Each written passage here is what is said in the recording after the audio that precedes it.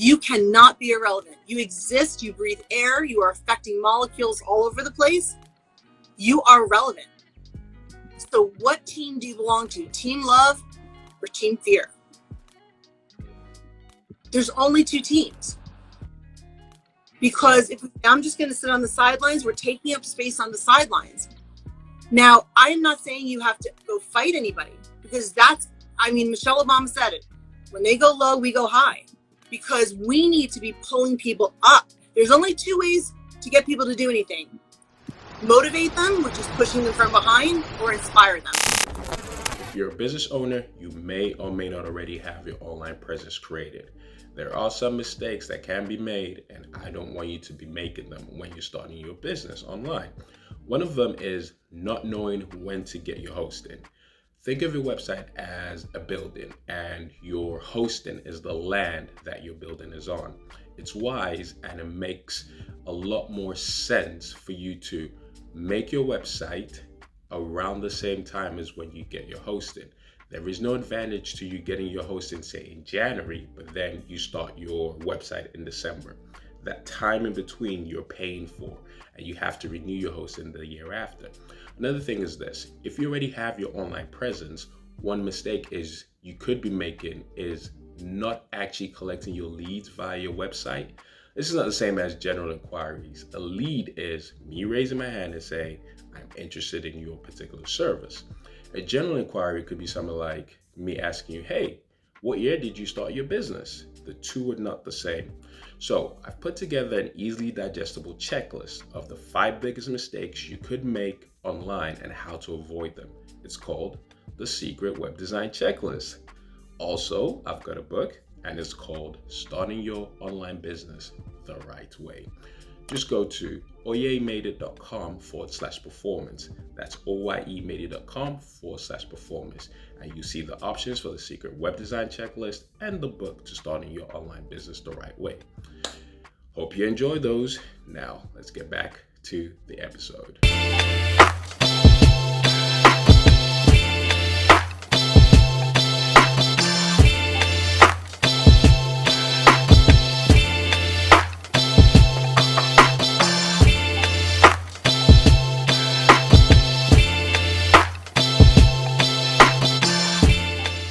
Hey, there she is. We get myself. She is. All right, let's turn some light up here. Okay. I'm trying to get on myself, but this is all new. The technology of this is all new, so. Well, you made it here. You're here, and you're enjoying it. So I'm gonna enjoy this. Okay. we've got quite a few people in here who Yeah. are friends of yours. Aura Morrison, she's known you since 2015. She's been on this path, and she's amazing. Do you know Aura? I've known Tami since January, I want to say, and she's definitely been amazing. It's only March 31st that I joined. Oh, it's only March. It sounds like it was January. Okay, shout out to the morning meetup, right? Because this has been like the most amazing journey, and it's March, April, May, June, July, right? August. And this is, I would never expect this in the world. But also shout out to how you and I wound up talking. I don't know if you remember this, but you know how much I love Bryn, right? And I just off her live to come here. I was just giving her some shout outs. And she was coaching me this summer, and she said, really to have conviction, I have to really believe in something. And I said, the most important thing for me is that for myself and everybody else, so they trust themselves. And she challenged me on that. She said, if you really believe that, you got to go deep with this, Tami. And I was like, okay. So, and then that's how you reached out to me. You said, oh my goodness, I have a podcast called Trust Thyself. Yeah. I remember that actually. And I said, manifestation, right? And Bryn and I always talk about manifestation. So this is the way it works. So this is the way it works. It's the way it works. True story. Ladies and gentlemen of the audience, first of all, I'd like to say welcome to another episode of the Trust Thyself show. It's the show where we talk to people who go from being the underdogs to the heroes in their own story. And today We got Meet Miss Tami Segarelli. Thank you so much. It's really, really, really an honor to be here. I mean, I'm a fan of yours. I'm a fan of so many people in the morning meetup. If I say do it ugly one more time, it's going to be, I mean, I'm sorry. These things have changed my life. So I say it. They're just every day is a life-changing day in the morning meetup. So I'm here very happily. So what do you want to talk about? Well, first of all, we're very happy to have you. We are honored to have you here. Shout out to everyone else who's just joined in. Piggy Kitchen, JL Official, a really good friend of mine as well who's joined in, Randy Jones. Me and him were actually having this conversation today, and I said to him that, he needs to come on this live because he is going down the route of the habits coach. So he's teaching you how to make sure you pick the habits that help you achieve what it is you're looking to achieve. So it's kind of like atomic habits on the customized bespoke level to the person. Love atomic habits, by the way. Also, I just want to get rid of the notion that all of these things don't work together. They do. This is what this is about. Why the idea of a community of people who are different kinds of coaches. We need physical trainers, right? We need personal trainers. We need mindset coaches like Bryn. We need David Shands being an inspiration. He's always said I'm not a coach, and yet he's coaching every day. And 31 days of content. I wouldn't be here if it wasn't for that. So we all have a piece in this collective that, in my perspective, I mean, a lot of times I do in my work, talk about the universe or God, or quantum mechanics, or whatever language you're speaking. It's all about the connectedness of every single person and molecule in the universe, right? So how could we not focus on the mind and then never ignore the body, right? This is true. Focus on our mindset and not work on our habits. So we all want to get together and, I believe, create a new and fascinating language around, and not make manifesting woo-woo. Yeah. Because 15 years ago, I mean, there were scientists that were being laughed out of, I told a story of like the idea that there's these great scientists that used to go on book tours and have to find their book in the occult section of the bookstore. And now, like someone like, Greg Braden, his books are in every college in the country. 15 years ago, he would go on a book tour with his little book and he would say, okay, and there'd be 10 people there. And now, like, worldwide, people like Bruce Lipton, who was a geneticist, and now bringing the world together through science. So all of these things are finally coming together. Maybe as people, we can come together too, So, at least all the coaches come together with some new and different language, and that's what I'm talking about. For me, it's about, okay, so I'm wearing two pairs, I'm going to, full disclosure here, I'm wearing two pairs of glasses. That's where I'm at, okay? I think that's why Mogul Mike just joined in, and Dami just joined in as well. Shout out to both of them. Mogul goes, he's loving the new look too. I don't know whether it was both glasses that he was talking about, but who knows?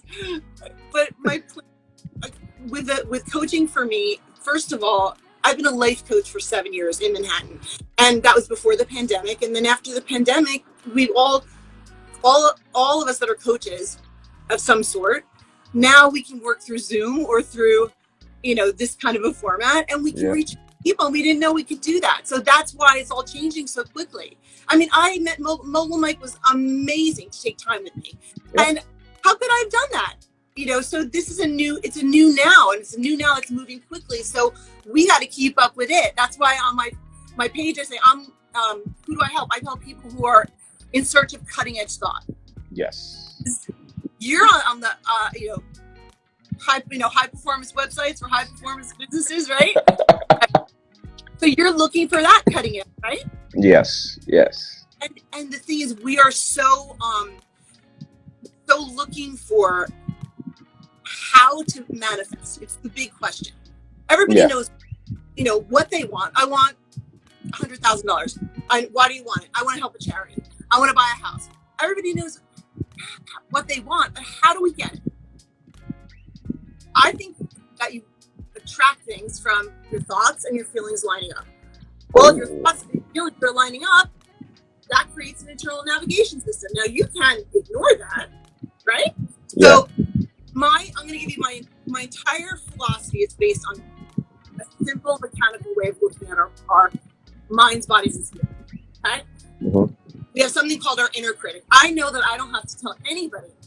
I would, if I said everybody raise your hand who knows they have an inner critic. Who doesn't have, even have an inner critic? And what I describe as your inner critic, right, is the agglomeration of every negative thought and feeling and experience you have ever had. Now, you know what those experiences were. Mm-hmm. The playground, when your mama yelled at you, right? When a teacher didn't think that your homework assignment was. Yeah, any form of rejection. Right? So I'm creating a word called inner critic because basically it's the idea, it's fear. It's all of our fear. Going and going and going and going and going and going and going, right? Mm-hmm. So we're in a relationship with our inner critic most of the time. And I want to create new language. The reason I'm not using the word fear is it's very charged. Right? Yeah. If I say fear or trauma, you start thinking about something that happened. I just say you don't really have an association with that yet. But what I want to do is if we all get together, we can start new languages that's not so, bad, like you're bad or you're wrong. It's like, maybe today I'm just off and maybe another day I'm on. Isn't that a little similar? Okay, so now the thing, if you were working with me, we would get to know your relationship with your inner critic. Okay, so what happens when we're doing this? Someone says to me, what is the relationship with my inner critic? I don't have a relationship with my inner critic. And I'm like, honey, okay. Okay.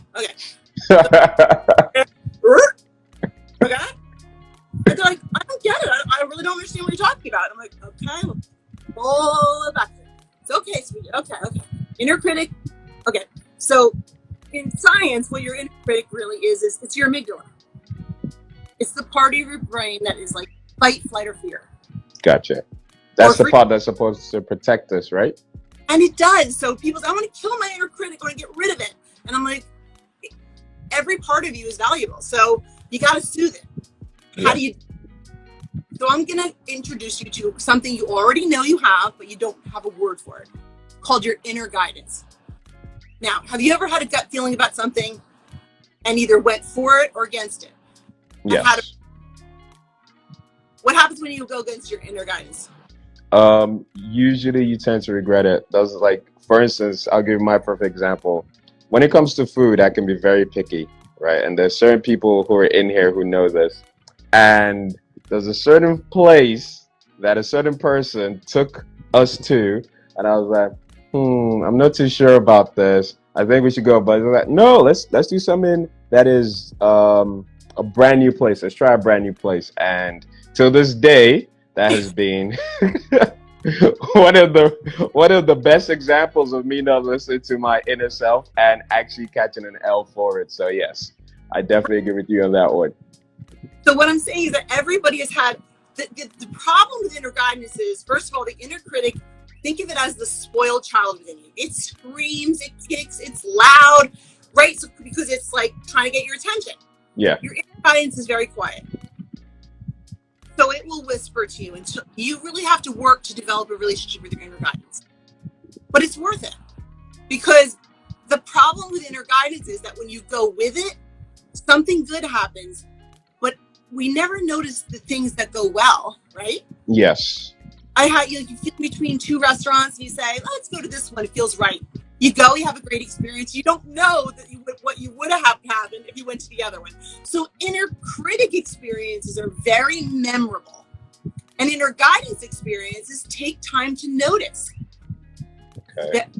It takes the work that this manifestation work is in the subtleties. That's where people struggle when they try to teach manifestation, because they want to say, like, so let me just give you a simple way to think about this. Your inner critic, you're going to divide a dividing line right down the center of you. This is arbitrary. I'm making my left hand my inner critic, not because it matters, but because I'm just making it up. And the inner guidance, just because we read from left to right, I'm making this stuff up. So your inner critic is, we're spending most of our relationship and our time over here. So as we start teaching manifestation, we want to start teaching a little bit like, what was that? So we divide ourselves in half. Mm-hmm. If everything the inner critic has to offer feels bad. It just feels bad. I'm telling you right now, when you meet somebody and you shake their hand and you recoil, you're like, wow, it's so nice to meet you. And you're like saying that, and you're like, every part of your being is saying, wow, gotta go. Is all going to, your inner guidance is trying to tell you something, but we're trying to make something. It's not nice to, it's not nice to be this, but if it feels bad, I'm going to tell you in general, it is bad. Gotcha. Okay, now, and if it feels good, probably coming through your inner guidance. Now, I'm going to clear something up here. I didn't say it feels easy. Ooh. Or hard. Okay, so like I'm going to give you an example. I take care of 2 elderly relatives, right? Now, I had a choice when my whole family just said, gotta go, to make a decision. The easier decision for me was leaving, but it didn't feel better. Better feeling was I want to stay with these lovely people and help them. I don't have a lot of family. So it was a better feeling, but it wasn't the easier feeling. The very these distinctions are what manifesting is about. So so this is the basic thing that I would teach you. Somewhere on my page, one time I said I can one session I can show you something that's of value. So do you want to learn think of value right now? Let's go. Okay. Let's learn some stuff. Let's learn something. How to make a great decision. And what do great decisions lead to? It's a rhetorical question. Great decisions lead to great manifestations. So, if you are going to make a decision, I want you to split hairs here. Does making this decision, I want to buy this car, I want to rent this apartment, I want to go out on a date with this woman or this man or whatever decision is in front of you, does it feel slightly better? Anything better is better. It's your inner guidance. You're developing your relationship with your inner guidance. Does it feel slightly worse? Now, the word here that is so important is slightly. Or there's a third answer, which is very valid. Or do you truly not know? Because I don't know is a very important place to land. And the answer, let's take this one off the table. If you don't know, when in doubt, don't. So when in doubt, pause and wait until you know. That means your inner critic and your inner guidance have not sorted this out yet. So if someone's saying, buy today, and you say, I don't know, the answer is pause. So isn't that it? We can just take that one off the table for now. So watch that what happens. I want to go to this restaurant today. It feels slightly better. I do it. Oh, I met some fun people there. That feels slightly better. Right? So what happens if we start making slightly better decisions? Oh, I made a mistake on that one. Slightly worse. When we think of things in slightly, we finally start to realize which direction we're manifesting from. Now, the difference, I'm going to give you an example of where it goes wrong for a lot of people and people who teach manifesting. Start saying affirmations. If I look at my bank account and it's 0 minus, and I say to you, oh yay, I am a millionaire. I'm trying to face this way. And I feel awful. I'm actually saying an affirmation and the other way down the tank. Because you manifest from your thoughts lining with your feelings. So if you I'm thinking about I am a millionaire. And if your stomach is saying, oh no, I feel terrible. I am so broke. Yes, you're so broke. I told you I'm broke. Yes, now we're back over here. So what it is we have to bring that affirmation in to the point where it's like, I'm so broke. Well, would you want to feel better? So over here is going, would you want to feel better? Yeah, I want to feel better. I would want to feel better. Okay, so now look which way you're pointing because you want to feel better. So that's where I start talking about the 6 steps to manifestation. Start very small, but the most important thing, if nobody gets anything else out of this, now every decision from this point on, now I have my clients say, I don't know if that's really going to work for me. We take it and we put the decision. Everybody knows if they feel slightly better about something. They might not know if they feel 1,000,000% better about it, but if they look, eventually we could say, well, you know, $1,000,000 makes you feel really bad. It's like, okay, well, sweetie, can you say maybe, you know, like, what would be the smallest thing? Well, you know, like, I wish I had a little more money. Okay, honey, that's okay. Wishing is good. Now, most people who talk about manifesting don't say anything like wishing. You should be. And as coaches, this is where we come in and we cut it off for people. Mm-hmm. You should have said, I don't wish to have more money. I wish that, you know, I wish that I had a lot of money. It's like at that tender moment when we are really down on ourselves as coaches and therapists and practitioners of this, what is the most important thing? The Beatles said it. Love. All you need is love, right? Mm-hmm. So at that moment when our clients are just about to tank, we just got to come in and say, okay, just the tiniest little thing to turn it around. Like you say, like, well, can you pay your rent this month? Yeah. So you're not doing that. Well, no, I'm not actually. I really. Well, you know, like, and you know, I do go out to dinner a couple nights a week. You see what I'm saying? Yeah. So every little thing slightly moves you towards the right, where you want to go, to your inner guidance. That's very interesting. You know, it's a lot of, so like my Instagram handle is called T's Thoughts, right? And the reason why I named it that was, it was kind of like the start of my own personal development journey. And it was always a reminder to myself that the thoughts have to be positive and aligned with what it is I'm trying to get to. So every time I looked at my Instagram or I looked at my handle, it always served as a reminder, which started off as a conscious effort until when it then became an unconscious effort. And then it just became the norm that, okay, if something that is, as Bren would say, is a challenge opportunity, you look at it as a challenge opportunity as opposed to, oh, this is a problem, or this is a terrible thing, or all these other things. So that's the beauty of it. You were talking about what we would get into down the road, which is like a pivot point.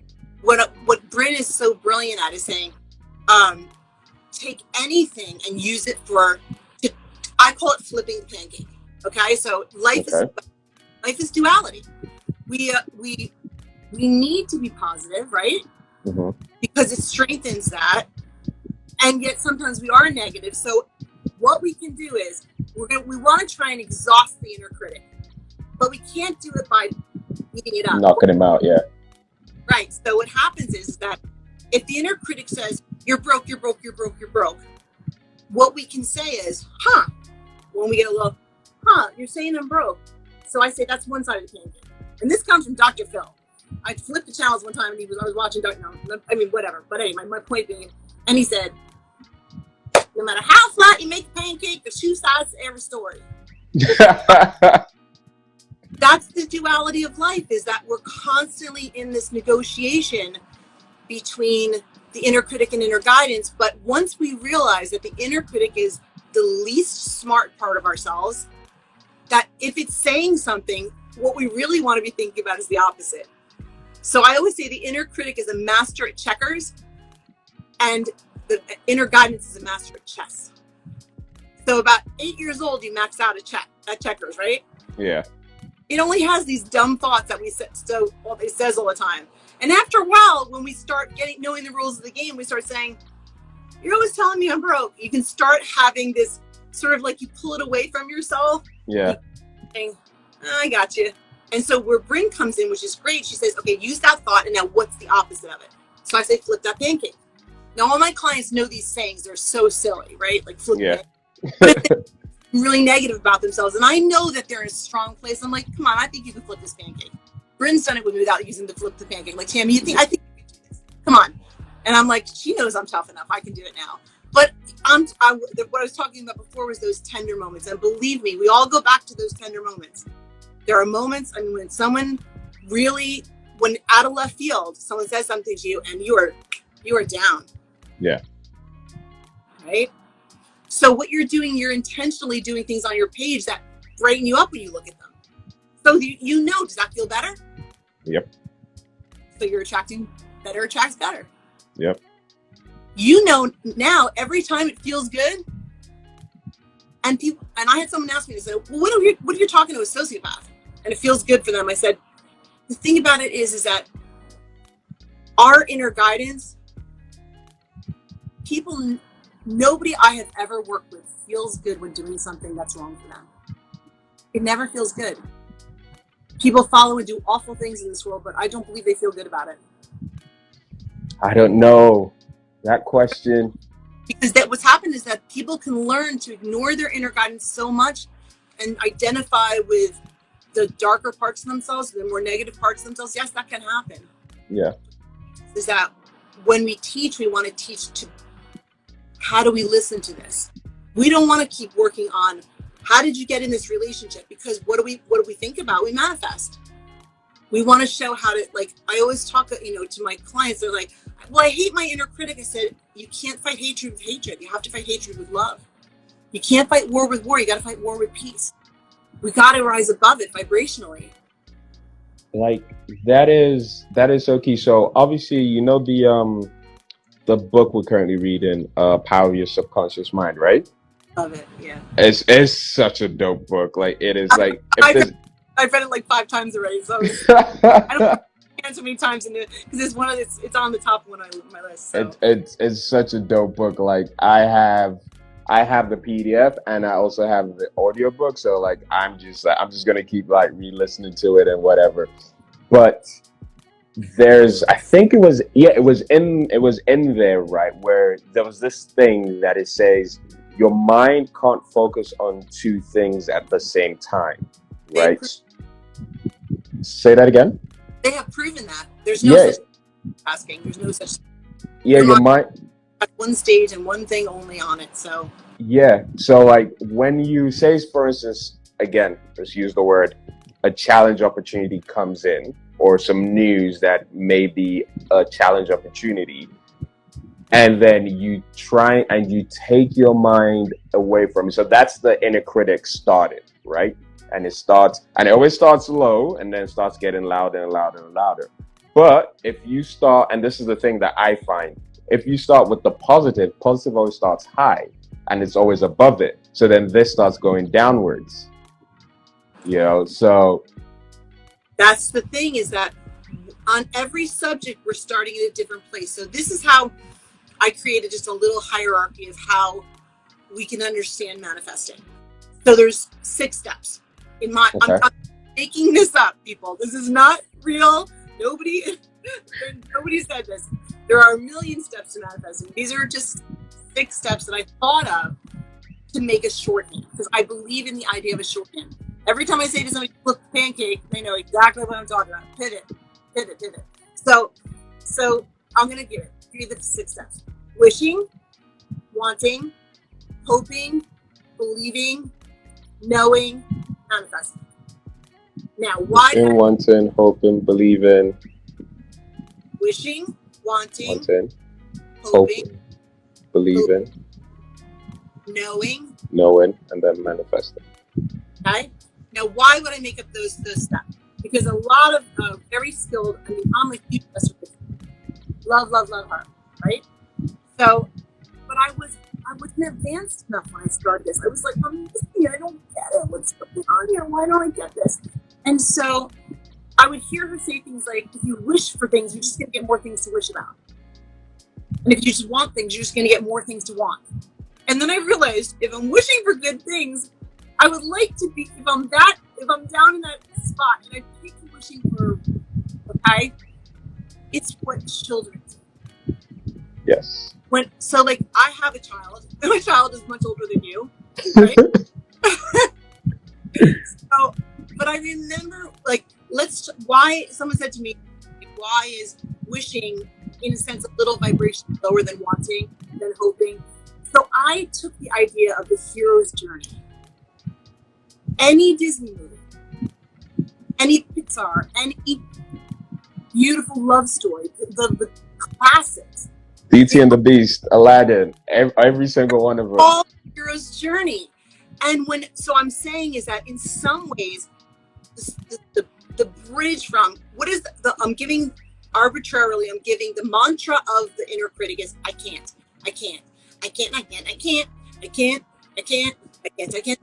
right? You could say, it could be saying anything.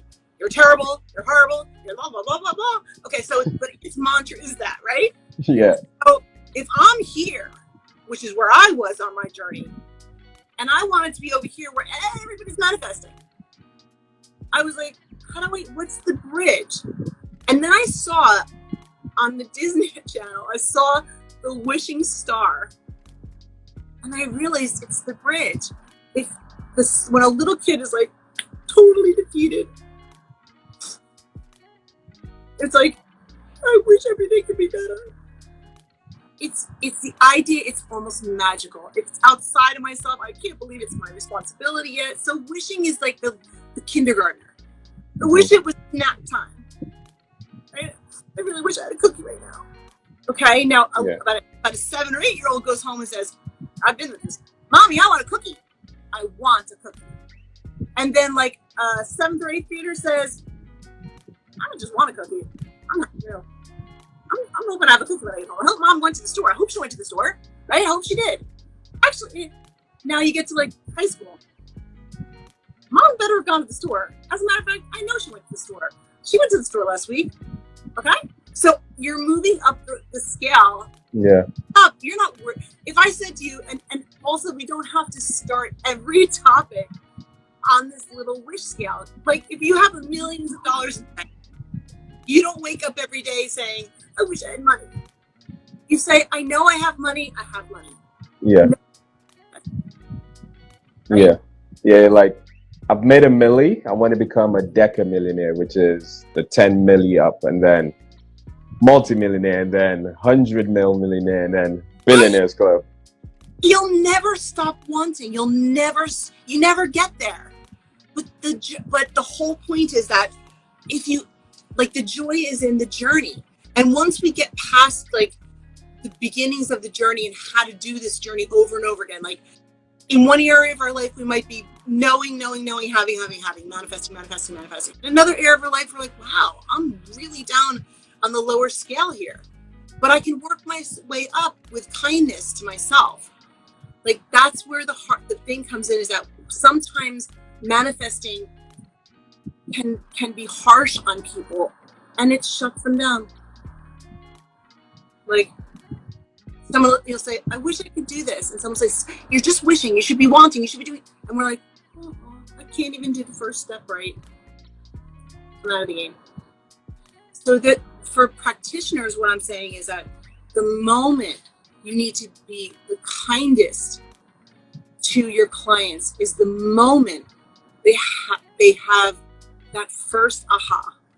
We need to nurture that in our friends, in our family, in everybody around us. That first notion of possibility, that first notion is the moment when we, okay, I can't do this. I'm not going to try again.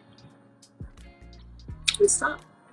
So the moment, you're saying the moment they hit that point where they've even gone from not wishing to basically hopelessness, that is the strongest that we need to be for them if you were a practitioner and that was your client. Even as a friend, you know, when someone's like, you know, the difference between somebody saying, really wish I could get that job, and a parent saying, see, I told you should have gone to college for something else. Wah, wah. Yeah, or true. Parent saying, you're like, I wish I would get that job. I applied for it. And a parent saying, you got this. You got this, girl. You got this. The energy is different. You feel the energy, the feel of like, I can? You think I can? The energy is so different.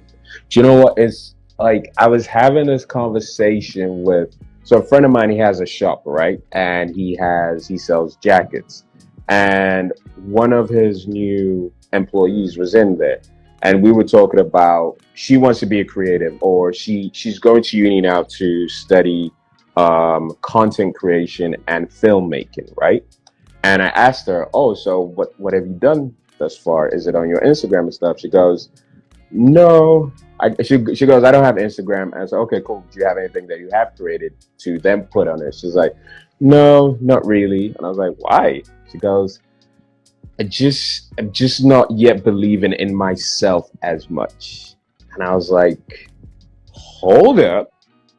First of all, if this is what you want to do and this is what you like and this is what you enjoy, you need to be trusting yourself right from the get-go, even before you've even begun, because that little piece of confidence is what is going to spur you on to take it and move forward with it, you know? And then, like, after speaking to her, she was like, "Yeah, I'm going to get my Instagram. I'm going to do this. I'm going to do that." Power we have with love. And it just, yeah, and it just changed like that. It's like, it was literally, it's like being 50% and you could either go left or right. And just with that little change, I was like, actually, yeah, I can do that and stuff. But also on the flip side, I'm also thinking, unfortunately, and I think this is Western society as a whole. Western society has a lot of forcing people to shrink themselves. Absolutely. But do you want to be part of the problem or part of the solution? I told this a long time ago. You cannot be irrelevant. Ooh. Not be you. It is one of my Tamiisms. So I'll tell you about that later. Tamiisms, I like that. You cannot be irrelevant. You cannot be irrelevant. I told my son a long time ago. I said, no decision is a decision. If you are walking down the street and you see an injustice and you do nothing, you are relevant to that situation. You cannot be irrelevant. You exist, you breathe air, you are affecting molecules all over the place. You are relevant. So what team do you belong to? Team love or team fear? There's only two teams. Because if I'm just going to sit on the sidelines, we're taking up space on the sidelines. Now, I am not saying you have to go fight anybody, because Michelle Obama said it. When they go low, we go high, because we need to be pulling people up. There's only two ways to get people to do anything. Motivate them, which is pushing them from behind, or inspire them, which is demonstrating. Yeah. Demonstration. Demonstrate love. That's it. You can't walk into, a situation that's got so much going on. You have to create a new space for people to be safe, in my opinion. I mean, creating what David Shands is doing is creating a safe space for a whole lot of entrepreneurs to get together and to create safely every day. So I also say with practitioners of this, the number one thing that matters to me with my clientele is their safety, their emotional safety. If they're feeling picked on, or it's like, I say, you bring it to my attention to me, this is us. There is nothing more important than somebody feeling safe in your presence. Children need it. They're always like, you know what I mean? I didn't grow up in a safe household. I did not. It's part of another story. That's why I'm a life coach. Yeah, we're definitely going to get to that, because I want to know how you got into all of this. I mean, the story is, it's.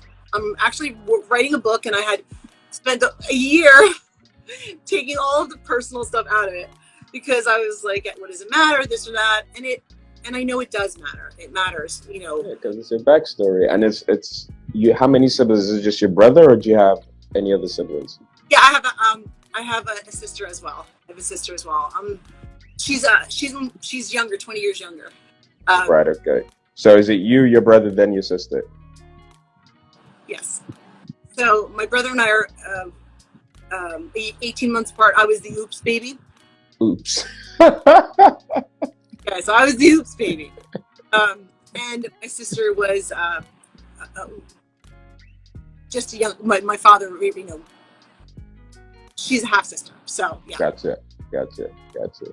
So, So tell us, like, what is, I feel like this is the part of the movie where we go, let's know the origin story of the character.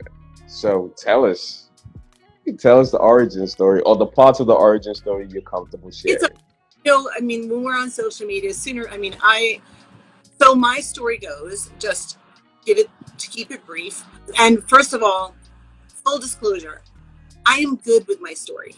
I'm good with where I'm at with it. I have spent a lot of years in therapy, and I have been on that therapist couch doing the work that comes before being a life coach. I always say you got to go, if you were in a car accident, you wouldn't go to physical therapy next, you'd go to triage, right? Mm-hmm. So it's the same thing with emotions. When we're coming out of severe abuse or trauma, we got to go to a different kind of practitioner. Like when you said Aura Yamini Morrison was on here, I work with her. She's a phenomenal, amazing therapist that I work with. But she's also helped me along the way. When you're coming out of trauma, you have to go to triage first. Yeah. People have had severe abuse, which I have had. But when you clear it up, when you do the work, you get better. So I was born into a situation where I was not wanted. I was an oops baby. And so for the first year and a half or 2 years of my life, my parents wanted me to be adopted. So I kind of got adopted out, if you know what I'm saying. Like, and it was to a family member, but it was going to be all legal. And out of guilt, my father got me back after a year and a half, 2 years. So when I came back to a family, and that's why that was very clear to them and to me. My mother actually said it out loud. She said, "You can live here, but we don't love you." You know, so, and it's please don't cry for me, Argentina. I'm fine. This is part of my journey, and yeah. I am okay. I'm fine. But I knew that when I was growing up that, you know, I was going to be fed and I was going to be sheltered and all that, but love wasn't part of that picture. So for whatever reason, I said it one time in the morning meetup, is that my parents were both atheists, and I came out of the womb believing in God.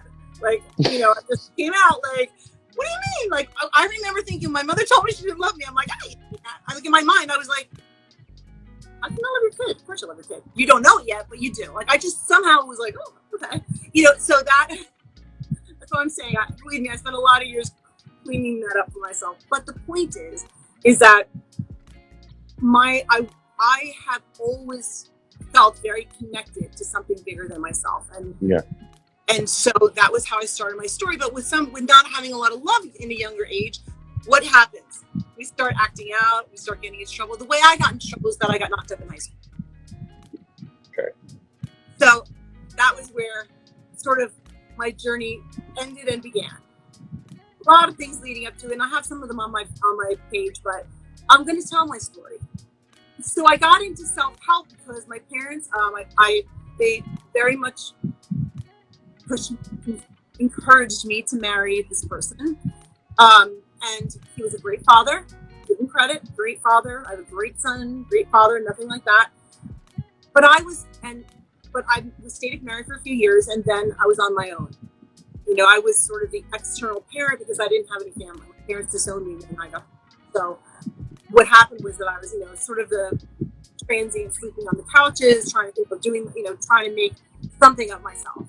So I got into self-help very young, because back in the day we used to listen to cassette tapes from, like, you know, Tony Robbins, like, over and over again, like, you know, because we had like 3 tapes, and we were like, okay, these are the ones. You know, I remember listening to Zig Ziglar, and I don't know if you look him up, he's amazing.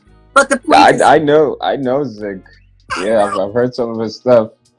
Right, and Win Friends and Influence People. That was one of the self-help books I read, and we've read it in the morning meetup this year, or everybody has. Mr. Carnegie, yeah. Yeah. So I got into self-help for my own healing, because for my journey, for the first, I didn't even start my first business until I was 36 years old. I was a 21-year career waitress, and there's nothing wrong with that.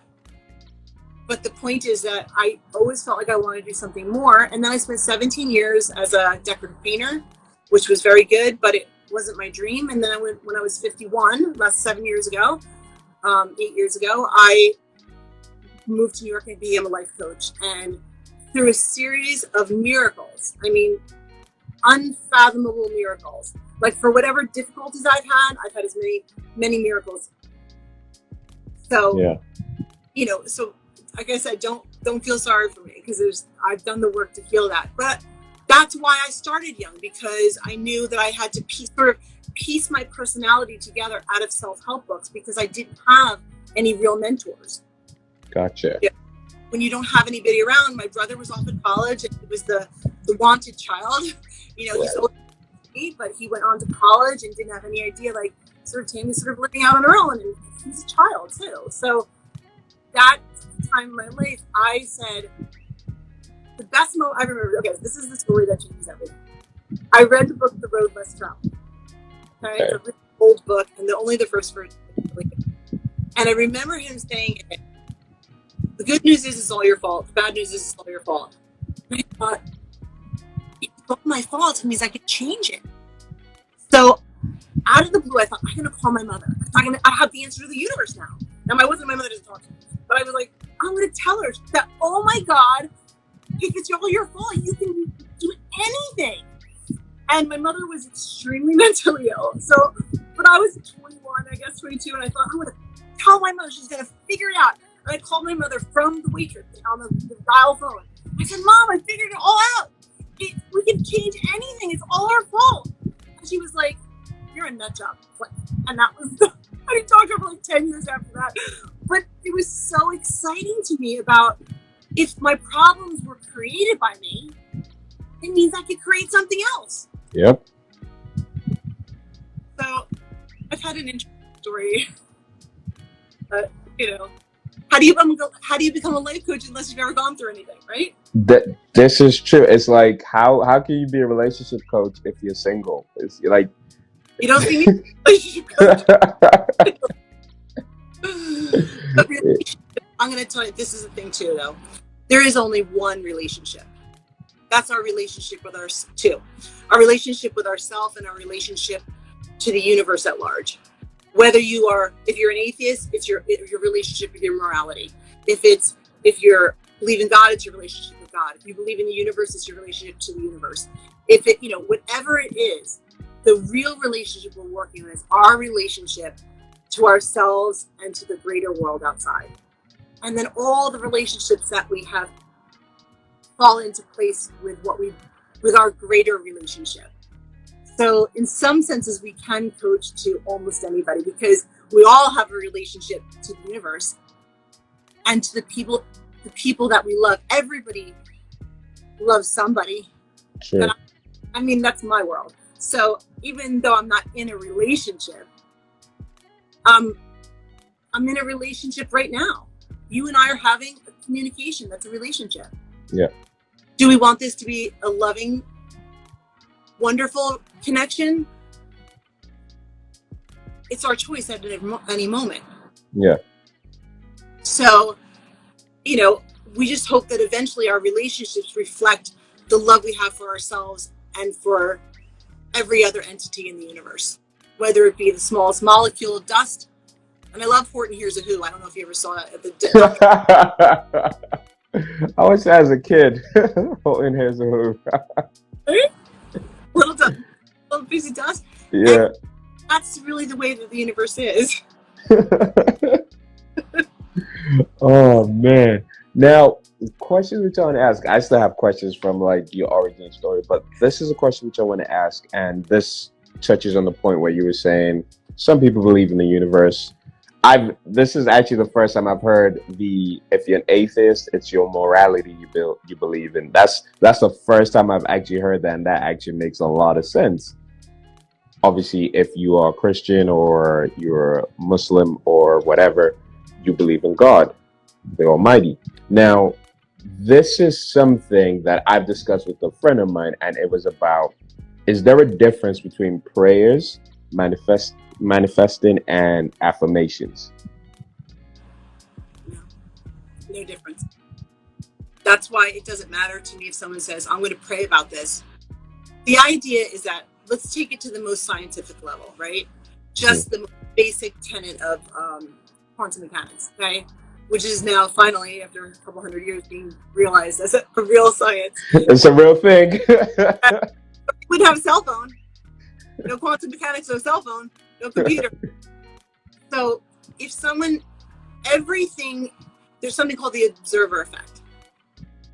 Now, everybody go on YouTube and look up the observer effect and the double slit theory, the double slit test. It'll come up. So it shows now we have big enough microscopes to prove now that there's no such thing as objective reality. If we look at something, Mm-hmm. we are affecting it, and they can prove that. You can look at a molecule. Yeah. When there's a camera on it, everything is a wave. Yeah. You put someone's view of it, it becomes solid. And they can prove that. Very, very. So everything, so if you pray about somebody, you think about them, your thoughts affect them. You look at something, you affect it. You're speaking. This is not joking. You're speaking into existence everything. Speaking into existence, hence the phrase, there is power in the tongue. Hence, is this the, because I remember watching this, is this, I don't know if you know about it, if this is actually the test you're referring to, the one where they're speaking into 2 bottles of water or 2 cups of water? Yes, that was from What the Bleep Do We Know Anyway? That movie. It's wonderful. It's Joe Dispenza. It was one of the first movies that came out about manifestation. That's the water. It's the same exact thing, but this is, if you want to, it's the same thing. You affect the water by looking at it. They have 3 things of water, and one people send hatred to, one they said people send love to, and one they have people ignore. And it's that the hatred and the water that's ignored are almost just as bad. Yeah. The one that's sending love, that when they freeze it, all the crystals all align. Yeah, the crystals align, yeah. And then the interesting thing about this, how this even goes more circular, is that people all around the world are split about that, because if you don't believe that that works, it actually won't work. Your belief is so strong. So that's why the placebo effect is so amazing, because yes, antibiotics work, because we do believe that they work, and also God created antibiotics. So for us, because we need manifestations to be able to feel something solid so that it will work. So that's the point, is don't stop taking your antibiotics. Right? All right, so whether you're a business owner providing a service or you're an e-commerce business with products, you need a website. The most common problems that I hear from business owners are they don't know where to start, or they're confused with all this person said this, that guru said that. It's all information overload, and it's forcing you to leave money on the table and not grow as quickly as you would like. Okay, let's bring some clarity to the situation. You're a business owner, which means your website is an asset that's meant to work for you round the clock, no lunch breaks. It should position you as the expert, attract the right type of customers, and have a system in place for those potential customers to book you for appointments, pay you for consultations and other services, as well as buy your products on your website. And even when someone doesn't pay you right there and then, it should have a follow-up system in place that allows you to collect that lead and then convert that lead later on down the line. And all of this needs to happen automatically in the background. Now, high performance businesses are the type of clients who tend to need these solutions, and they're the type of clients we already work with. So if you're in the 5-figure range, or you're already doing 6 to 7 figures, but you know you're not yet taking full advantage of the internet in the way that's right for your particular business, the solution is this. You need a high performance client attraction website for your high performance business. One that's custom made to work for you 24/7, whilst you focus on growing and scaling your business. So go to www.oyemadeit.com/performance, select the option for web design. Alternatively, you can go and click the link in the description, or there should be a link in my bio on Instagram. Remember, this is not for everyone. This is for businesses who are looking to level up, scale up their business, and stop leaving money on the table. We work with businesses that are a right fit and those that we believe we can help achieve their business and financial goals. So that's oyemadeit.com, oyemadeit.com/performance, or there should be a link in the description below, or there's the link in my bio on Instagram. We look forward to hearing from you and working with you.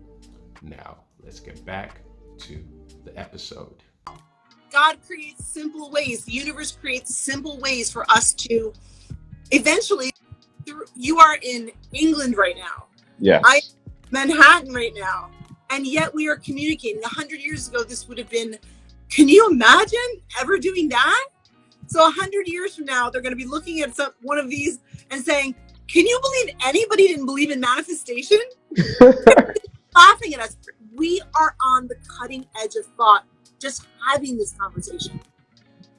That's what I mean by that, is that the more we make it comfortable and we make it easy to understand, and we stop saying prayer and manifesting and this and that, it's all the same thing. Are you thinking about something? Where is it coming from in your heart? Does it line up with your morality? You're moving in that direction. If you're in a place where it's lining up with negativity, and we're all both negative and positive. That's why we have to hone the inner guidance. We have to hone our relationship. We have to, things over here. I'm starting to hear that whisper. Okay. And this, it's like, again, we have to be kind even to the meanest parts of ourselves. Think about that. Why do you think they say, like, how do you forgive your enemies? You're doing it for yourself. The way to live life is, I don't love you because you're lovable. I love you because I'm a loving person. I love because I love. Now, it doesn't mean I have to entangle myself with people that I don't agree with on a daily basis, like turning on the news and letting that you in my house. Absolutely not. I love the fact you use entangled. Entangled is another one of those and what happens is entangled, what they do when you take two particles that are entangled, you can put one in China and leave one here. You poke the one here, the one in China moves in exactly the same direction, right? Yep. Reality, right? We are affecting everything. I agree. So when we're really strong, I kind of come up with systems. Like, when we're not strong, I say really go into protective silence. Like, if I've just been knocked down, protect myself, protect my heart. I even say to people, just put your hand on your heart, just protect yourself. If someone is just really cruel, and I've had the past few weeks, someone's been really cruel to me. And I was just like, oh boy, I'm not going to start coming out and start teaching, coaching. When I'm hurting, I'm protected. And then if I'm strong, I'm the cheerleader. Like, the moment, like you got this. Come on, we could do this together. We got this. Okay? But so there's a lot of different levels of boundaries and protection and caring for our hearts. Because if our hearts aren't right, like, you only have one responsibility to your children. That's to become the best person you can be. Yeah, I agree. You become, the old thing when they drop the You're in the airplane, they drop the mask, put the mask on first. I know you're no good for anybody. If you're masking it right, you're no good for anybody. And this is why, like, I have a belief, right? And I think as people, particularly, I think more so maybe guys, but I think you always have to be focusing on leveling up yourself. But I also think that before you bring kids into the world, I think you need to have understood a level of psychology or social psychology to be able to guide children on a better path that you may not have had. You know, so Absolutely. that's just me. He's like, I didn't have any of that. So for me, it was so important because I thought to myself, the only thing I have to go on is I want to be the opposite of my parents. That was the only thing I had to go on. I can. What not to do. I was like, that's what I thought to myself. I thought, I just, whatever they did, do the opposite. So like, you know, for me, you know, not to spend too much time talking about my son because it's, you know, his private life is his. But what I'm saying is that, you know, speaking, I love you. I have something that I teach parents. It's the 5 things to say to your kids when you don't know what to say. So if a parent comes to me and they say, I'm struggling with my child, I say, okay, until further notice, every single word, every single sentence that comes out of your mouth has to start with one of these 5 things. I love you. I believe in you. I'm on your side. We're in this together. How can I help?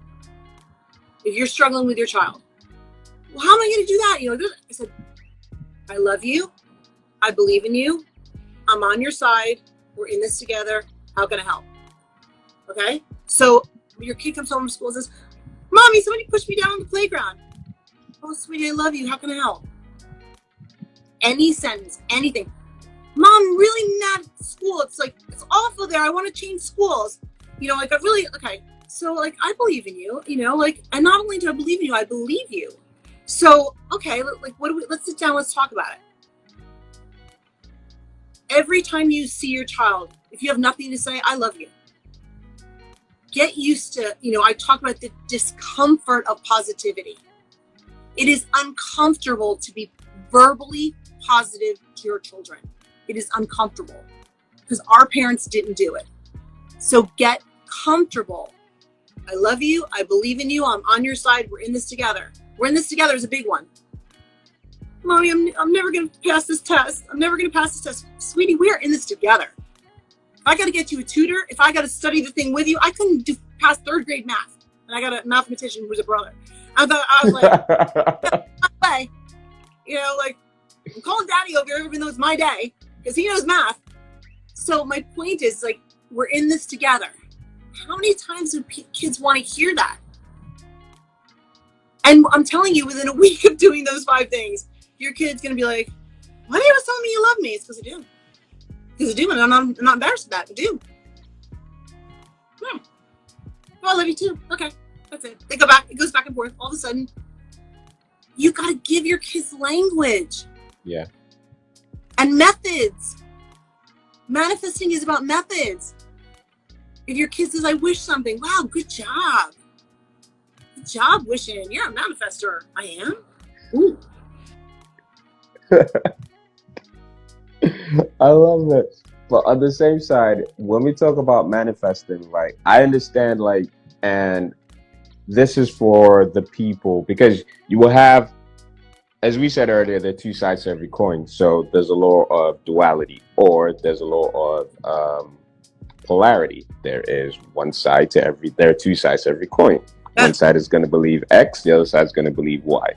Now, there will be people who'll be like, this manifesting thing is all just woo-woo, it doesn't really work, and all that sort of stuff. If you were to speak to someone like that and you say to them, okay, here are the things that I would say to you to do and to put yourself on a journey to seeing manifesting working or manifestation working in your life, what would those things be? Okay, so the answer to that is very, very simple. Love, love, love, love, love yourself. Love, love, love, love, love everyone around you. When you make a mistake, acknowledge it, apologize for it, and move on. self-care, self-kindness. We have all made so many mistakes. And it's just like, when you don't need, do I need to say to you, I want to teach you how to believe in gravity? No. So you don't need to teach someone anything about manifesting. What people want to do is they want to feel good, right? They want to feel better. So if you want to explain to someone how to manifest better, be kinder to yourself. Be kinder to the people around you. Forgive more easily. Protect yourself from people that are obviously, I call them dream crushers, right? We need to protect ourselves too. They're dream crushers. They come around like I'm going to go to the gym. Good luck with that. I had somebody say to me, "You're 60. Good luck with that. You're going to be 60." I said, "My dream." I got people that I'm doing accountability with, like working out, and I was like, "I'm so excited. I'm going to start going to the gym." And I had somebody said, "Yeah, you're going to be 60 this year. Good luck with that." And I said, I cried for 3 days. I was like, I was crying with my therapist, like snot coming out of my nose, crying. I was like, I don't even know why I'm trying. I'm going to be 60 next summer. What's the point? And she was like, "What are you doing? Like, you got this." But it's like, so we have a lot of protecting to do, because there are a lot of people out there that, when they say misery loves company, it's real.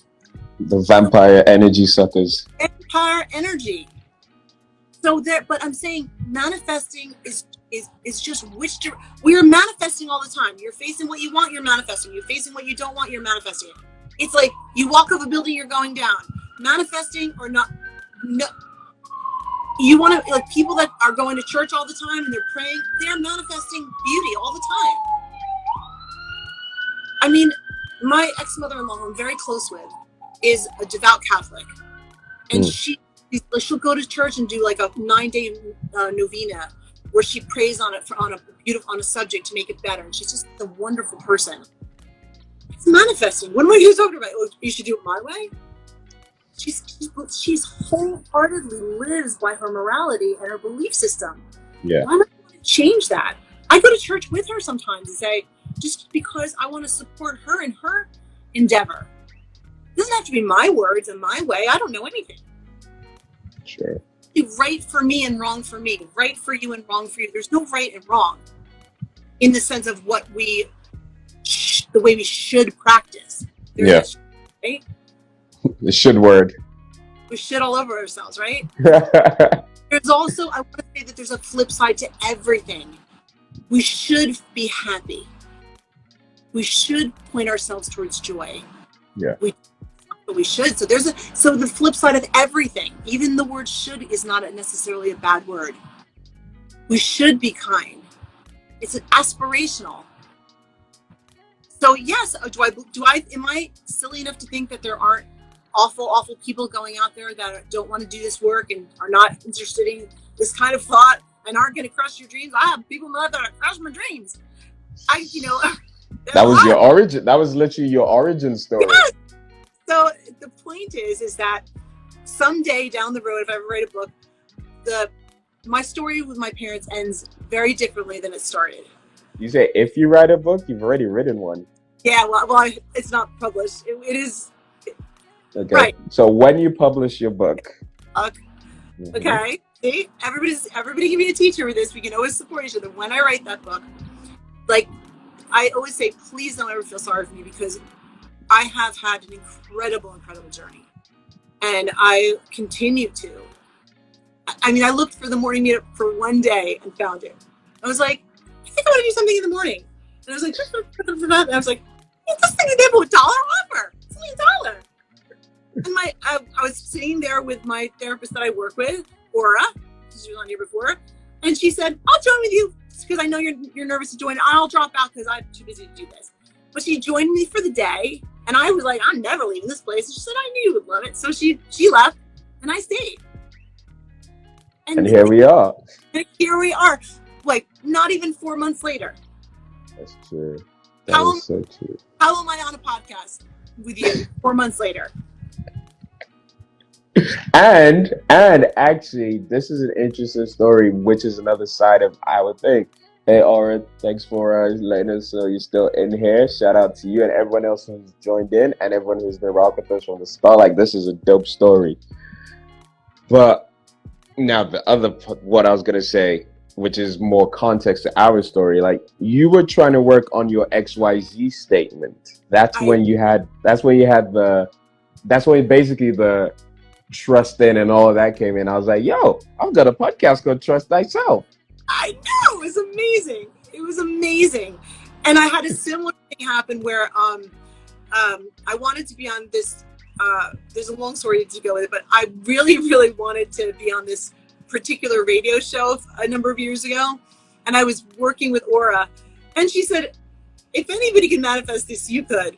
So I just sort of hung around the outside of the studio that they were, I was for 3 months, and I was like, really want this thing. So I started hanging out, and the next day I was on the show, and it was just like, or she, you know, we always say, I have to write a book that's called "You Can't Make This." You can't make this stuff up. Dirty word. You got to use that. You know, that's the radio edit version. You can't make this stuff up. You can't make this stuff up. So you know this journey has been quite interesting. And I've met such wonderful people. Like, you're so gracious to have me here. I mean, it's unbelievable for me. Well, honored to have you. Oh, right back at you. I mean, I have had so much, I've met so many people that are inspiring me so much every single day.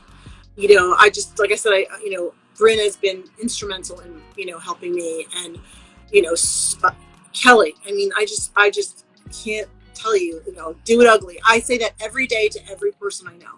Every day. There's not a day that goes by that I do not mention the ugly brand, because this is what it's about. She, I was like, I can't put my hair. I don't even know what it looked like today. It was just like, do it ugly. Do it. Get it done. She is a genius. And it's like, and there are so many people, like, I mean, and David, by helping us to keep honing our XYZ statements, like, for me, it's literally about teaching a lot of methods to manifesting. Yeah. But it all stems with trusting yourself. There's so many methods, but slightly better methods, slightly better, slightly worse, or I don't know. Do I want to finish watching this episode? Does it feel slightly better to continue? Yeah. See, it's practical. I call it, it's like the magic is there. We just have to tap into it. I concur.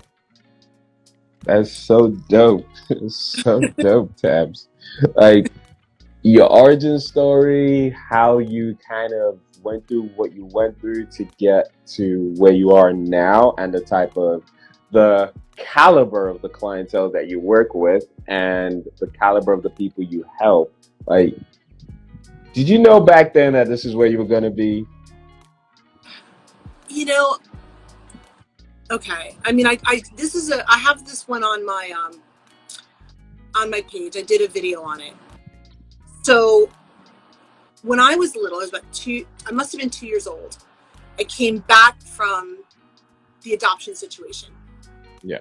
And I remember when I was in a diaper, so I knew I have to be at least, I think I was out of diapers about 3 or 4, but so whatever. So I remember being outside my house and the sun was shining, and there must have been a babysitter there. We always kind of, like, I sort of went from riches to rags to like my parents were well off when I was younger. When I went on my own, I was not so much. But it might have been like a housekeeper or a babysitter, or someone was nearby, so I felt safe. And I was sort of playing with these stones in the driveway. And I remember hearing a voice in my head, and I still hear this voice to this day. I call it my inner guidance. And it was a voice that said in my head, this is the best day of your life. Now, if I tell this story now, it sounds like, okay, you maxed out at 2 years old. You're done. Okay, peaked at 2. So it's like, okay. But the moral of the story was, for me, I knew exactly what that voice meant. You're safe. you're warm, you're being cared for. There was something outside of me that was, and inside of me that was loving me. I felt loved, even though I was in a situation. Parents aren't the only kind of love. That's, so I felt loved. And it was like, this is everything in the world to aspire to. For the rest of your life, hold this memory. And I have. That I was fed, I was changed, I was in the sun, I was playing with the little white stones in the driveway. And life was good. So yeah, in my own way, I always thought I'm meant to do something that makes an impact. But for me, until I joined the morning meetup, I thought that my individual coaching practice was, I was on cloud nine. I have a full practice. I love what I do. I love my clients. I love my clients. I love my clients. I love my clients. So, but talking to David Chance, if you look at people never go down your page, but I have all my Instagram a few years ago was all this writing. I wrote, the whole book is basically in there. I've seen that part of your Instagram where it's like a background and then text. I'm like, okay. Was this like the wallpaper phase or? So my thing was that I joined the morning meetup and I'm like, okay, people do podcasts. That sounds like something I would like to do. I talk enough. People have told me, you notice. It's like, wow, So the thing was that's where the idea came from, was that, I spent 17 years as a decorative painter, and I had a really, really, really great business. I have a decorative painting page that I think I have like 5 photographs on. But I did very high-end decorative painting. Decorative painting, the decorative arts are doing things like gilding, or Okay. like some people do great murals. I'm not a muralist, but I do a lot of stencil, a lot of different decorative work. And it was a really great business. But think about the one thing you never do when you're painting all day long. Talk to anybody. Never talk to anyone yet because you're painting. I'm painting. So what I started doing was I was coaching all my painting clients all the time. So I finally said, okay, I'm moving to New York and I'm going to go try and be a life coach. And when you do what's right, when you follow your inner guides, it's like a wormhole through the universe. Sure. Like things line up for you. Sure. That's very true. I tend to front and load everything. I did all the, I was told in my 20s. So like when I was 20 and now I'm going to be 60, to always be listening to a book in your car when you're driving. Always, always, always, always. So I've ingested, and whether people think of it as reading or not, I've ingested, about 2 books a week for the past 20, 30, 40 years. So that's why I've read a lot of these books. So it gets into your system. It gets in. 2 books a week. Yes. That's really good. Yeah. Well, the thing about it is anything you spend time on is a habit. It's Sure. I remember I loved the book Course in Miracles, and I remember it came on like 70 tapes, and it took me an entire week's salary to buy it. Wow. It was like $215. That was my entire week's salary. I went to this one little store. It was like the crazy store in the crazy book section. Yeah. And I bought this thing. I brought it home, and I just listened. For like 10 years, I listened to it over and over. Course in Miracles was such an incredible book to read. But I always intersperse a lot. I really love business. I've always loved business. I love the business of business. I love it. Yeah. It fascinates me. I don't know why. So I like the idea that I can marry coaching with business. My love with a business. Sure. Why shouldn't we love what we do every day? Exactly. So, yeah, I thought I was going to do something. And I thought to myself, I have a very broad way of looking at the universe. So I do not expect anybody to come down my crazy land. You know what I mean? I believe in all kinds of things. I believe in reincarnation. I believe in all, I believe that no matter what happens, even if we just go to heaven, we go on. So I believe, my heart will go on, somehow, some way. So if it's meant to be that I'm going to do it in this lifetime, I'm going to keep shooting for being the best version of myself. I don't know if I'll achieve it, but I didn't think there was anything more than life coaching. I thought this is the pinnacle. But then I realized you can only help so many people. doing it one-on-one. But if you do something the way Esther Hicks does it, where she has tons of YouTube clips and she has the one-to-many. Right. It's just a way of, it's in some ways it's the opposite of doing like the big masterminds or something. It's like monetizing in the opposite direction. It's like the idea of give it away and let people pay a small amount, or having people sponsor, like the idea you can have people commercials on your TV, on your podcast, and make money that way. So people who couldn't afford to hire me can now hear. I mean, I'm talking about the same. Esther Hicks never changes her message. Law of attraction, law of attraction, law of attraction. We all have something that we're saying. I'm figuring out what mine is. It's and you're helping me do this right now. You're helping me now. Right? Yep, 100%. 100%. That's dope. That's dope, Tami. That's really dope. And what was the question I had? There was a question I had which I was gonna ask you. And it was around the, like, obviously we know Bren went towards the mindset section.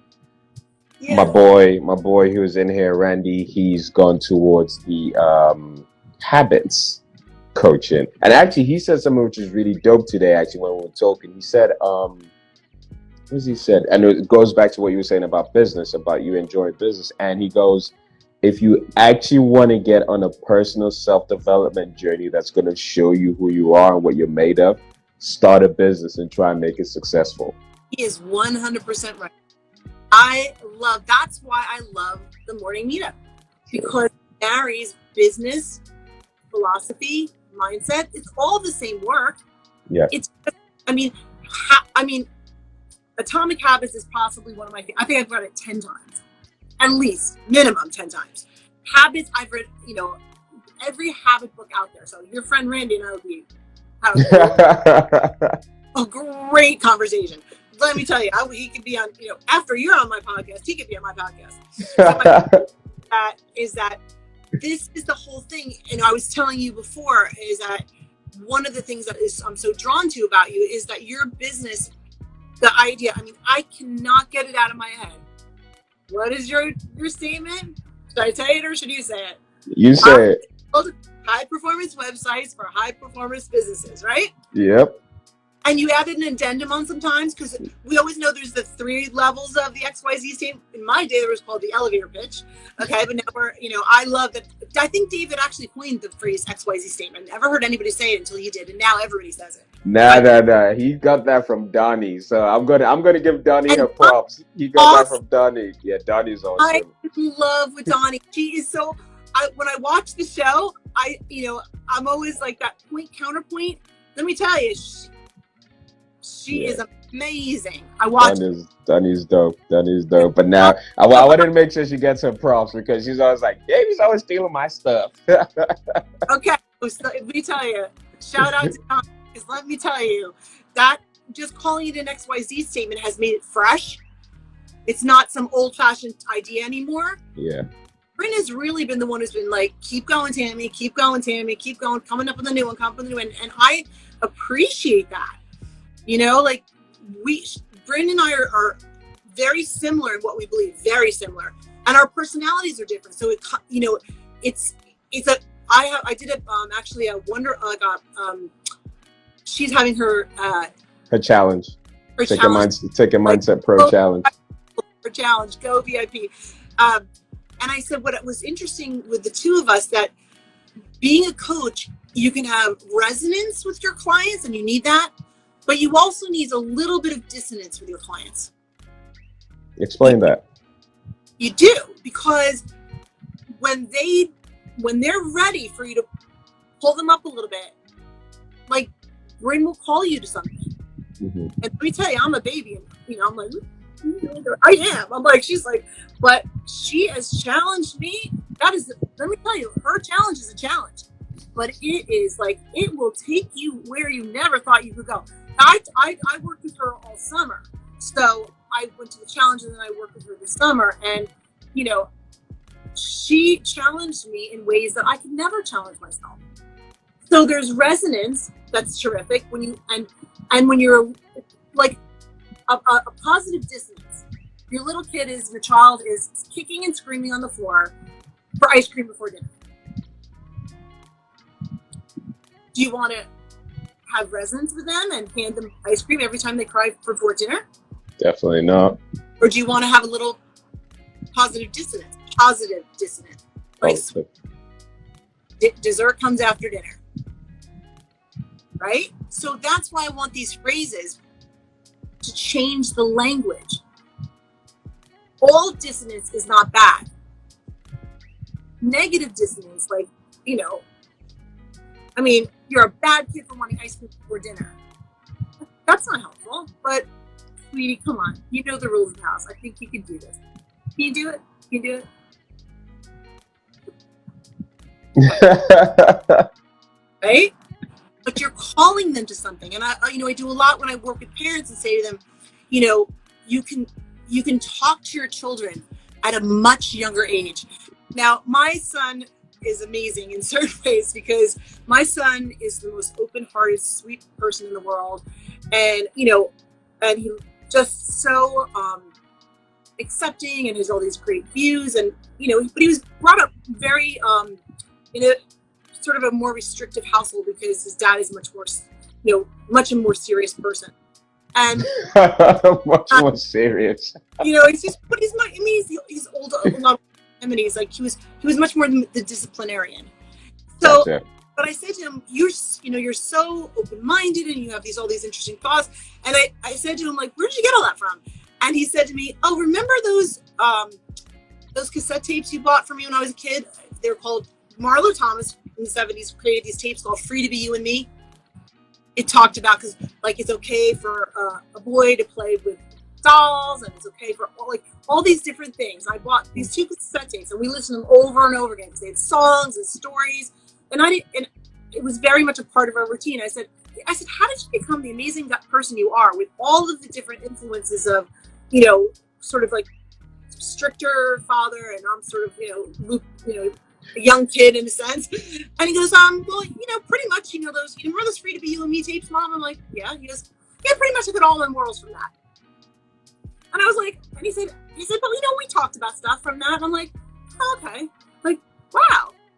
Okay. And he's like, yeah, pretty much it all came from that. I said, you went to 12 years to Catholic school, to 8 years of Catholic school and whatever, and none of that rubbed off on you, huh? I was like, well, my job was done. And the thing we have, the idea that we have no idea how the simplest positive thing. I enjoyed listening to them. Mm-hmm. I created my morality out of that. Because I didn't remember having a conversation with my son's father, and he was a little more worried about things. My son wanted at the time to get he used to like playing with the oven, the pots and pans. And my ex-husband was like, I don't know if that's okay. And I said, listen to the Free Be Me tapes. It says it's fine and it was. And the thing is, where do we get our morality from if our parents aren't farther along the path than we are? Sure. We've got to find really, really good mentors. Why do you think I'm listening to it? People, sometimes David will say, do you have your pen and paper? I'm like, yep, I do. Ready to go. Because this is what we're doing. Sure. What we're doing. We're creating by talking and explaining these things. We're creating a new conversation in the universe because there's nothing new, but it's new because the two of us are putting this together in a new way now. Yeah. Creation is always now. So one of my friends is like, they still make those tapes. I'm sure you can find them on the internet somewhere. It's probably a MP3 or something. But they were just joyous and beautiful and just took everything away that he could be afraid of. That my parents were afraid of. So, destroyed all the limiting beliefs. When you're 5 years old, why not start there? Exactly. You're having conversation. Look at the caliber of the conversations you're having with your friends about habits. Now you're about half my age, But the point is that look at the caliber of conversations that you're having. And look at what you're creating by inviting people here in this safe space. Yeah. You're being relevant. Be relevant. Don't be irrelevant. I remember, like, that was such a hard, like, that was such a dope bar when you dropped it. I was like, oh, I like that. Don't be irrelevant. Well, let me give you the number one Tamiism. Let's go. You can't lose anything that's yours, and you can't have anything that's not. Can't lose anything that's yours, and you can't have anything that's not. So what is for you will always be for you, regardless of the situation. I like that. But you're in love with someone, and they're not in love with you, right? Mm-hmm. So you can't lose anything that's yours. If that person is yours, you're not losing them. Sure. And you can't have anything that's not yours. If that person is not in love with you, there's somebody else. Go find your person. Sure. I think that is stemmed in like an abundance mindset as well. Because when you have an abundance mindset, you're like, not necessarily nonchalant, but you can afford to be like, if it's for me, it will be. If it's not, it won't. It's everything that everybody is. It's the basic law of the universe. Like, you know, when you want to use religion, let go, let God. Jesus, take the wheel.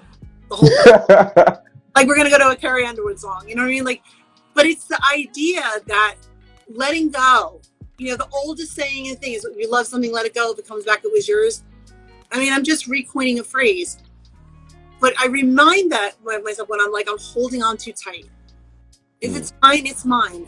Don't worry about it. If your business is meant to thrive, trust me, the clients will come. Isn't that true for you?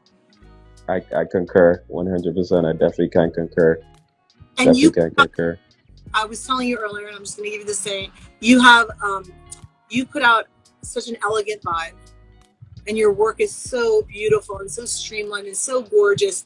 I said to you, I want to rename your business Elegant Solutions, because it's just so, you are elegant. And what I'm saying is that people want to be around that. People are naturally drawn to you. Why would they not be? You're gracious with everybody. You bring an energy to a room. You walk in a room and people notice. But look at that smile. Where are we going? Where are you going with that? You know what I mean? I can say this. I'm a mama bear. You know what I mean? Like, so what I'm saying is that this is you when you are doing, I mean, I don't need to see every website you've ever done to know that you do beautiful work, because I could just look on your page. Yeah. It's there. So you're going to keep getting clients because you're just going to keep doing the good work all the time. It's going to come back to you. And David's idea of consistency is really, really important, because it's about showing up for yourself. 100%. We've been talking for 1,000,000 years. So you'd like to end this thing. If you know, be very careful if you invite me on your podcast. Timer. Set a timer, people, because I could do this. I don't know if you can tell, but I love what I do. I kind of guessed that, like, maybe from our first conversation today. Before this one, the very first one, I was like, okay, I see now. Because that was our first, like, proper conversation one-on-one. I was like, yo, like, I knew I liked Tami, but now I know I really like Tami. And Tami can talk, so it's the thing is, I said, set a timer, because I said, how long do you want to go with this thing? You're like, I don't know, we'll see where it goes. I'm like, exactly. I was like, yo, we'll see where it goes, and it'll flow naturally, and then we will see, you know. And it has flowed naturally, and it's been such a dope conversation. Like, it's been such a dope conversation. I've really enjoyed it. Like, and this is the other thing, going back to you manifesting, us having this, because it was through your manifestation of your XYZ statement that then I was like, yo, I've got trust thyself. But at the same time, and I think I posted this like maybe 2019 or 2020, and I was like, I want to have a conversation about manifestation with someone who really knows about manifestation. And here we are in 2022, and it's happening. I know. I think you're going to have so many conversations. And also Bryn's in this loop because, and also David's in this loop because look at all the people that it took to set this up. Because Bryn checked the statement. And then when I kind of came back and I said to her, like, I think I'm really solid, she was like, good job. she was like, really like, okay, if you believe in this, then I'm on board. She's amazing that way. So Brent's dope. Right. And what I'm saying is that would we all be here if David didn't create the morning meetup? And we would be here if, you know, somebody didn't get me to learn how to get on. I mean, if you didn't tell me this morning.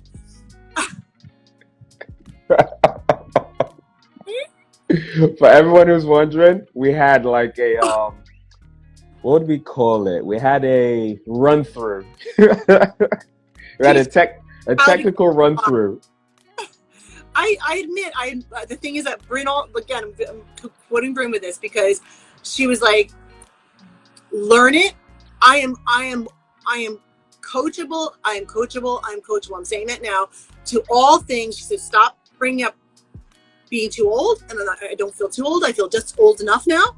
Someone said that to me one time. If you're ever saying that you're saying to yourself, I'm too fat, just say, I'm just fat enough. You know what I mean? It's perfect. I'm perfect, just the way I am. So Bryn says, stop bringing up that you're old and set, which I don't anymore. I'm very happy with where I'm at. And the second thing is she says, stop saying I'm bad with technology. Say, I'm learning every day about technology. So somehow this morning, I said, I'm getting on here with you and I'm gonna I had 2 setups. I'm on the phone, but I said, I think I can even work it out that I'm on the iPad if I want to. But then I thought, let me do it the way, because the thing about it is I know that this will definitely work. So I didn't want to improvise when on my improvise, you know, but I also have hired a virtual assistant who's awesome. And she might have been on here. She's great. And I'm going to hire more people to teach me because I can complain for the next year about not being, you know, but I did get here today. Somehow I was sitting here like, what do you do? You know, I got here, but that was because you took the time to teach me. So you're also coaching too, you know, you're a natural coach too. Don't you think that's true? I didn't think so until I started hearing that. Like, I didn't think so, but I have heard that now quite more often. So I'll accept it. Yeah. And also you're a great host. Like, I think I don't know if it's going to be a different, you have that same quality in a sense. I'm not comparing you, but that David has, in the sense that you're so likable, you know what I mean? And you're very open-minded to interesting people or different kinds of people. Not everybody has that. So, and yet when you were coaching me this morning, that quality that is the most important quality I feel is with coaching is the kindness. Like, what are we doing? You're so fine. You're doing great. So anyway, I guess I don't want to keep you. I mean, we could talk all night probably. I don't have an off button. So Tami, first of all, I want to say, like, I wish, like, at the point when I have an audience that does a full round of applause, this would be probably go woo. But like, this was so dope. This was so amazing. Like, I really enjoyed this conversation. Like, really have. I hope that we are friends forever. I just think that, I believe in the future we're going to work together doing something. Somehow. It just seems like kismet, Yep. 100%. Like, I'm definitely putting that out there. Oh yeah, manifesting that. Like, this was just too synergistic and what to be explained. So anyway, I don't know how this is going to look because I don't know. I don't have any filters. I don't have the right lights, but don't you worry about all that. My people will sort all that out. They will sort all that out. Don't you worry about that. You were here. You were dope. You were amazing. You dropped gems. I hope Fire gems. So you see everyone in the chat. They're like, "Yo, this was brilliant. This was amazing. Shout out to you, Tami. Like this is 100%. So what I'm gonna ask you as we close out now is, how can people get in touch with you? What have you got going on? Are you taking on clients? I know you're. You know what? For the summer I didn't, because I was taking classes and I was hiring VAs. Yeah, I am taking clients now again. I wasn't at all because I was just too much. But now that the fall's here, I don't have a landing page. I'm not there yet. I'm still, I don't have anything. So DM me. Okay. Or call me, on the phone.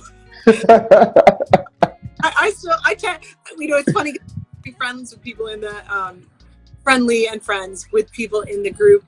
And I just give everyone my cell phone number. I'm like, just text. Okay, so let's not put our phone number on the internet like that just yet. I will say everyone can definitely DM Tami. Her IG is right there in the chat, so you can definitely DM her. And yeah, she's taking clients. She's happy to work with people. I'm taking one-on-one clients. I'm opening up to that. And let me tell you, we have some fun. And the whole idea for me is that people have results, tons and tons of results every single time. Like you, again, like I say, bring your what and your why, and some people say, I don't even know what or why. I said, then we'll figure out your what and your why together. Because what do you want? Maybe you know, maybe you don't. Why do you want it? Maybe you know, maybe you don't. But the point is that you can, the how. That's where I'm strong. Is that I can, bring you into there's methods, and I'm going to eventually they'll all be on my pages and stuff like that. I'm going to be doing a lot more videos, but I'm doing the podcast. But right, it's this stuff. If this was easy, the whole world would be doing it, right? Peace on earth, and we'd be living. There's nothing we'd have nothing left to learn. But this is hard work. It's hard. But you remember what you were saying, that there's a flip side to everything. What was it? Pancake. So even flip the pancake. So the fact that, sorry, say that again. It's the most worthy work in the world to do. It's the most worthy work, but also the fact that it's hard also means someone has already done it. So that means every one of us can do it as well. That's the other side of the pancake. Yes, you're talking my language, flipping the pancake now. Everybody in the morning meetings, when you're flipping the pancakes now, it's like you're flipping the pancakes. Next talk, I'll tell you what it means to face New Jersey or California. We're gonna leave a cliffhanger. Okay. You're gonna have to tune into something else to see that. Tune in next time, guys, for the second version where we learn about New Jersey and Cali. Yeah. But hey, this is just a testament to the fact that you're a great coach, because I've learned the pancake thing today and I'm using it now. So shout out to Tami. There you go. It's like we all have this ability to learn so much about how to navigate through life just by lining up our thoughts and our feelings, knowing what direction we're going in. Are we going towards what we want or away from what we want? We have the ability to change directions from, if something bad happens in our life, use it to turn it into something, to flip the pancake and have a pivot point from that. These are learnable, teachable, practicable skills. It's about skills. If we put you on the football, team at 8 years old, we don't have you, we teach you things. Yep. This is we start somewhere. Yep. And get everywhere. 100%. 100%. Okay. Well, until the next episode, this was so dope, and I appreciate it, Tami. I appreciate everyone. I can't believe you. I'm grateful. I'm not going to say I'm much gratitude. Much gratitude. Much gratitude. We're honored. To be here. What day is today? Friday? I will see you morning.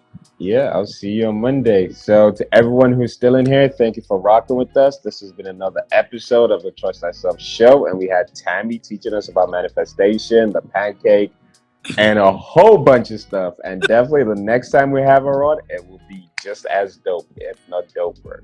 So to the next one, folks, thank you all for rocking with us, and make sure you trust yourself as the soul goes. Tami, thank you so much. This was so dope. Really appreciate it. Thanks. Bye-bye now.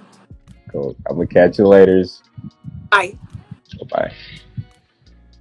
Shout out to everyone who's still here. Randy, Franklin, the player, you just joined us, so no thanks to you. But shout out to all my peeps. Thank you all for being in here, guys. I'll catch you all later.